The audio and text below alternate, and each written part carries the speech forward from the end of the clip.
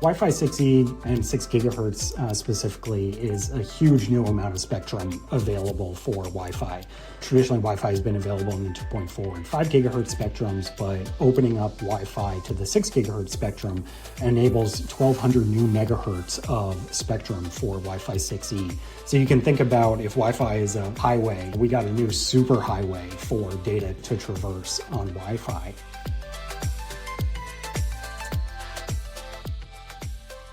Today on The Signal, we'll get an update from IDC on how Wi-Fi 6E is impacting the enterprise wireless LAN market.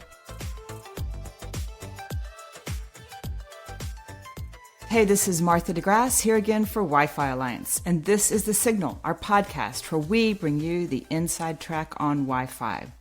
We want to deliver a new perspective on the growing portfolio of Wi-Fi technologies that we see changing the connectivity landscape. These are meant to be smart conversations with industry leaders, and today we are delighted to welcome Brandon Butler. He is research manager at IDC, and he's going to talk to us about how Wi-Fi 6 has increased wireless LAN revenue, particularly in the enterprise. Brandon, thanks so much for being here today. Yeah, thanks so much for having me, Martha. Looking forward to the discussion today.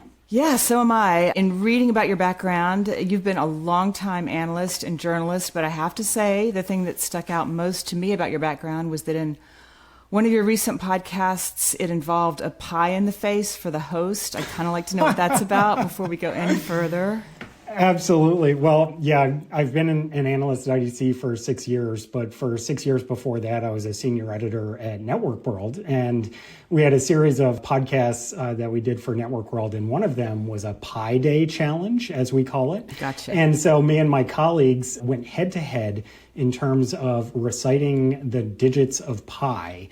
And thankfully, I came out victorious. And how many digits did you get to? It was probably around 50 or so. I have really? pretty good short-term memory. So that's awesome. I had practiced before and that's memorized impressive. a bunch. Wow. But anyway, the fruits of winning was being able to pie my colleague in the face, which was quite exciting. Full disclosure, we are not in the same room right now for this podcast, so I'm safe because I can't recite digits of pi. But let's get into the numbers. So you've got numbers through the first half of 2023 on wireless LAN and the impact of Wi-Fi 6 on that market. And I think it's actually pretty staggering, or it was to me when I looked at what percent of the enterprise market was Wi-Fi 6 already. Can you give us an update on that? Sure, certainly.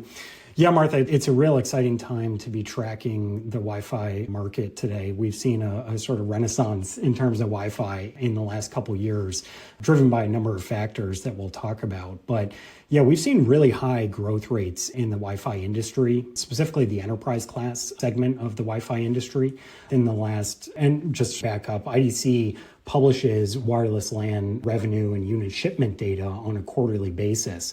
So our most recent numbers take us up through the first half of 2023. And in the most recent quarter, the second quarter of 2023, the enterprise segment of the market grew 43% year over year in terms of revenue. And that was building on top of 43% growth in the first quarter of the year on a year over year basis compared to the previous year. So the Wi-Fi market pre-COVID, we saw mid-single digit growth rates between 3 and 7% or so.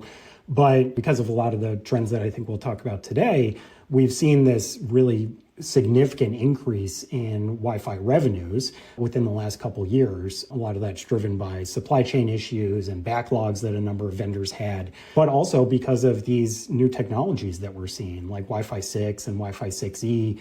Wi-Fi 7 is coming soon. And also, we certainly see that Wi-Fi remains a core and critical technology that organizations are using to power their future connectedness strategy. So you combine all these things together, and like I said, it's been a really interesting time to watch what's happening in the Wi-Fi market. So 43% year-on-year growth in both Q1 and Q2. How much of that is attributable to Wi-Fi 6? Yes, Wi-Fi 6 is basically become the de facto standard within the enterprise class segment of the Wi-Fi market today. So Wi-Fi 6 makes up about 80% of dependent access point revenues and shipments, according to our data. So this has been a multi-year transition to get to Wi-Fi 6 being the major standard that new Wi-Fi access points and controllers are purchased by. So Wi-Fi 6 certainly has sort of cemented itself as the de facto standard for, again, new Wi-Fi purchases of access points and controllers. And we're just starting to see Wi-Fi 6E, which is a really big new standard for Wi-Fi, really starting to take hold now in the last couple quarters as well. What portion does Wi-Fi 6E represent?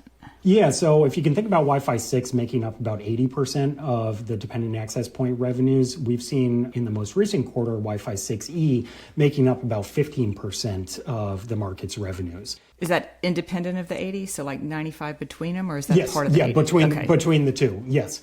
And then about 5% would be the remaining legacy standards from Wi-Fi 5 and Wi-Fi 4 and before. And again, this is new Wi-Fi infrastructure that's purchased by enterprises. So it's a little bit different than if you think about the install base of Wi-Fi. There would be different percentages there. But again, these are the shipments that Wi-Fi vendors are recognizing in terms of the sales of the new Wi-Fi equipment. But we do see fairly significant differences around the world in terms of the uptake of Wi-Fi 6E. And a lot of that has to do with the availability of the new spectrum within the 6 gigahertz band that Wi-Fi enables. Right. It's confusing, right? Because Wi-Fi 6 isn't really 6 gigahertz, right? Correct. Yeah. Wi-Fi 6E, which is the sort of iterative new standard based off of Wi-Fi 6, really opens up Wi-Fi into that 6 gigahertz spectrum. But unfortunately, around the world, we haven't seen ubiquitous availability of the 6 gigahertz spectrum. And so, again, you see different adoption rates in terms of Wi-Fi 6E depending on where more spectrum is available. So if you think about the total amount of Wi-Fi 6E spend in the world in the second quarter, about 2/3 of that was actually in North and South America, with about 1/4 of that in EMEA. And then only about 10% of that was in Asia Pacific. And wow. That sort of tracks to where you see the spectrum availability for the 6 gigahertz band. North and South America have opened up the full 1200 megahertz of the band. And so enterprises and organizations in those regions are more heavily investing in Wi-Fi 6E. Whereas in Asia Pacific, we haven't seen China or India open up the full spectrum. And so the Wi-Fi 6E is lagging a little bit further behind in those regions. What are some of the use cases that you think are driving 6E adoption? Yeah, so Wi-Fi 6E and 6 gigahertz specifically is a huge new amount of spectrum available for Wi-Fi. Traditionally, Wi-Fi has been available in the 2.4 and 5 gigahertz spectrums, but opening up Wi-Fi to the 6 gigahertz spectrum enables 1,200 new megahertz of spectrum for Wi-Fi 6E. This is across 56 channels. That compares to, for the 5 gigahertz band, 500 megahertz of spectrum and only across 25 channels. So you can think about if Wi-Fi is a highway, we got a new super highway for data to traverse on Wi-Fi. So I think the real benefit for this new spectrum is really going to be for dense Wi-Fi environments. You think about stadiums, convention centers, transportation hubs, airports, any places where a lot of people gather and are using the Wi-Fi at the same time. This significant amount of new spectrum and the new channels that are available is going to make Wi-Fi as good in those very dense environments as it is for smaller environments. But we also see 6 gigahertz has some really interesting potential for very latency sensitive workloads. If you think about like augmented and virtual reality use cases, if you think about IoT devices and streaming telemetry that they can enable, there's also some interesting use cases that we've seen in terms of devices being able to take advantage of that clean and sort of unencumbered spectrum, specifically from an indoor space. If you have devices that may have degradation based on interference, this sort of clean spectrum where you don't have a lot of devices on it now could be a short-term benefit for Wi-Fi 6E. But at the end of the day, this new spectrum is also going to be used for everyday enterprise applications and consumer applications as well. The world is increasingly going wireless first, and we're going to have a number of digital use cases that take advantage of Wi-Fi, and fundamentally those are going to use this significant amount of new spectrum as well. Yeah, I was at NRG Stadium in Houston last week, and they are preparing for a great big Wi-Fi 6E upgrade. So just what you're talking about, stadiums I think are probably going to be a big use case here. So what about Wi-Fi 7? It's coming soon. enterprises are clearly not waiting, even though it's just around the corner. They're going ahead and investing in Wi-Fi 6 and 6E instead of waiting. Why do you think that is? Yeah, and this is a question that we get a lot in terms of, should I wait for Wi-Fi 7 or should I do a Wi-Fi 6E deployment? And my perspective on this is that as an organization, a business, if you have a need for a Wi-Fi upgrade, there's no reason to specifically wait for Wi-Fi 7. This should really be driven by business use cases that organizations have. So if you are running a legacy Wi-Fi environment, something like Wi-Fi 4, Wi-Fi 5, it would make a lot of sense to be able to upgrade to Wi-Fi 6 and Wi-Fi 6E today, especially if there are digital business use cases that are sort of driving the need for an increased level of connectivity from a Wi-Fi perspective. Now, there certainly may be some organizations who maybe have already invested in Wi-Fi 6, and so they don't need to invest in Wi-Fi 6E, and maybe they would wait for Wi-Fi 7. But I think the other thing to consider here is that it's not an all or nothing. There's a lot of staggered Wi-Fi deployments that we see from enterprises in terms of upgrading certain parts of their Wi-Fi network, certain buildings or certain use cases within their organization, and having staggered cycles of Wi-Fi upgrades and refreshes. Generally, we see Wi-Fi equipment and infrastructure having somewhere between a 3 and 5 year lifespan. And so a lot of organizations don't upgrade the entire Wi-Fi network at a single time, and maybe you'd have staggered upgrades and cycles throughout. And so from that perspective, it's not an either or between Wi-Fi 6E and Wi-Fi 7, but maybe there are areas of your network where you would deploy Wi-Fi 6 and 6E today, and maybe deploy Wi-Fi 7 in other places in the future. Awesome. Now, what are you looking for the balance of 2023? Do you think the second half will see the same kinds of growth rates that the first half saw? Yeah, so one of the reasons we've seen these really incredible growth rates in the Wi-Fi industry over the last 18 to 24 months has really been based off of supply chain issues that began within the early days of the global pandemic. And so that created a situation where a number of the wireless LAN vendors created a significant backlog of product orders. And that has really been the easing of the supply chain crisis, and the increased availability of products is really allowing organizations, Wi-Fi vendors, to be able to ship products that organizations may have ordered a year or even longer ago. And so we expect that this cycle of backlog drawdown is going to likely come to a close at some point within the second half of this year. And so when that happens, we're expecting to see somewhat difficult year-over-year comparisons in terms of the market not being able to reach the same level of growth rates and revenue and unit shipments as we saw during this drawdown of the significant backlog. But overall, we're expecting the Wi-Fi market by 2024 and 2025 and beyond to get back to its pre-COVID level of mid-single-digit growth rates for the Wi-Fi market moving forward. So we're expecting about a 5% CAGR over the 5-year forecast period. So this is in line with a mature Wi-Fi market that we saw pre-COVID. But the last couple of years have just created some significant changes in terms of what we've seen in terms of year-over-year growth rates. That's interesting. So is that 5% CAGR enterprise and consumer together, or just enterprise? That's across both enterprise and consumer. Yep. And so you'll see slightly different growth rates compared to enterprise and consumer. So within the enterprise, a little bit higher than the consumer. But over that 5-year forecast period, we expect both to get to that mid-single digit growth rates.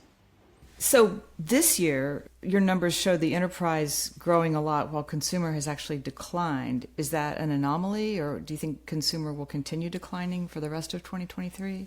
So, yeah, we do expect that the consumer market is still going through a number of trends that are not going to be able to get it back to a growth rate this year. But we do expect by 24 and 25, again, the consumer market would get back to low single-digit growth rates. But basically within the consumer segment, we saw a significant boost to the consumer Wi-Fi segment in the early days of COVID.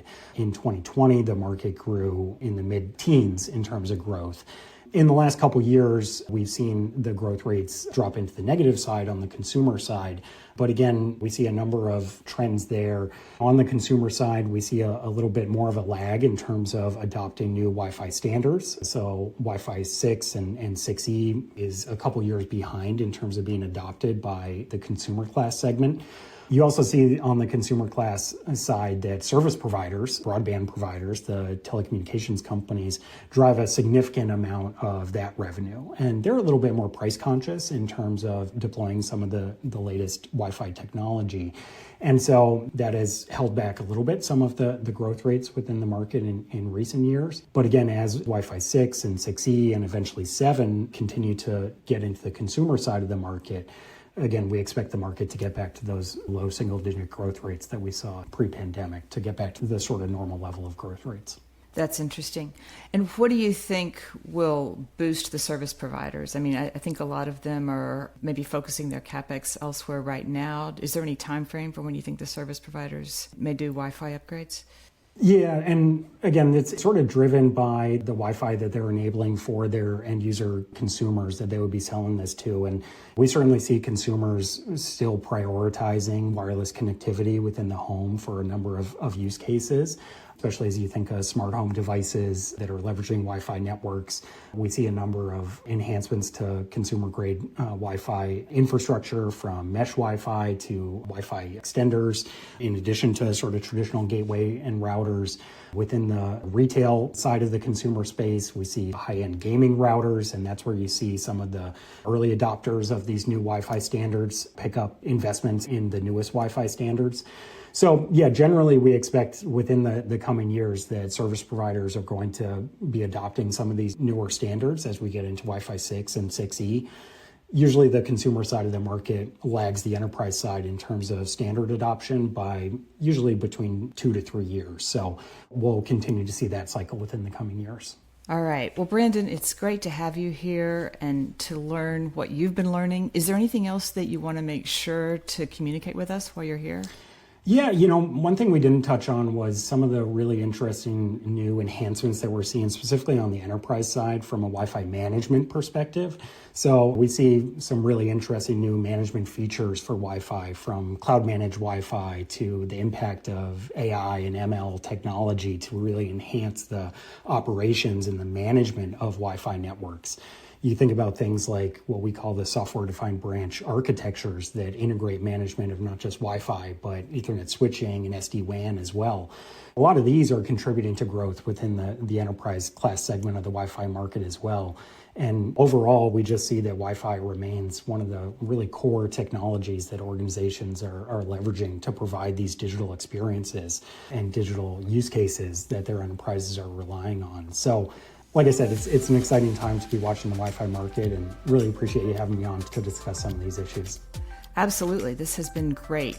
Brandon Butler, Research Manager at IDC. We hope you can come back again soon to join us on The Signal.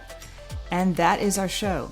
Don't forget to check the show notes for more resources, and be sure to follow The Signal on Apple Podcasts, Spotify, Google Podcasts, and Amazon Music, or on the Wi-Fi Alliance. That's y-fi.org. Thank you so much for joining us. I'm Martha DeGrasse here for Wi-Fi Alliance. Please join us next time on The Signal.